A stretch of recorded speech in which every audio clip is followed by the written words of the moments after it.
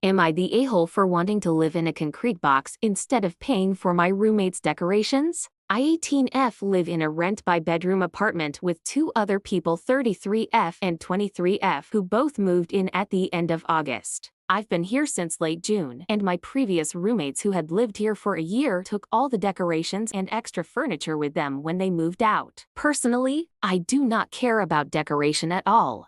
My friends make fun of me and say every room I've lived in looks like a concrete box or jail cell, but I hardly spend time in my room and find no joy in decoration. Recently, my roommates brought up buying decorations together because, to be fair, the common area is completely empty except basic kitchen stuff and one couch. I don't mind and told them as long as they followed the lease's rules on alteration. I don't care what they do to the common area. They insisted that we should all go get decorations together, and because I also use the common area, I should chip in. This I still refused because I genuinely have no use for any sprucing up. I also said that I didn't want to spend extra money on decorating. Working 20 hours a week, I can pay off my own rent and utilities and have some fun money left over. My parents are gracious enough to pay for my tuition left after scholarships, food, and any other expenses. Somehow, they came to the conclusion that because I recently bought a bunch of clothes from the mall and because my parents still support me, I should have plenty of money to spend. For context, they are both independent adults and pay for everything themselves.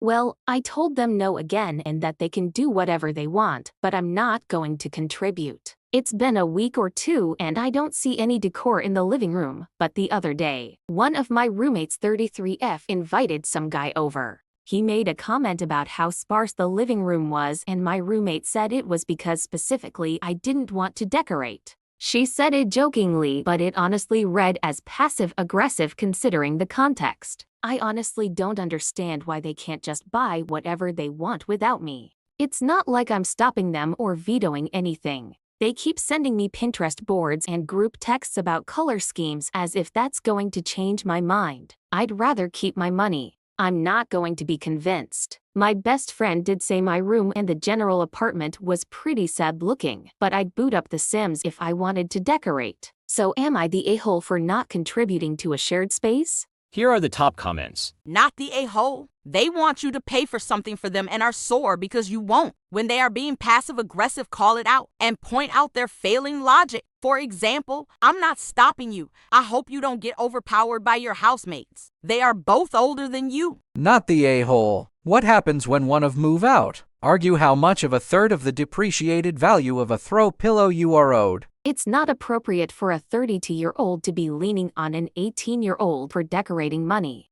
Same for the 23-year-old, but less so. If they want a nice space beyond functional, they pay for it.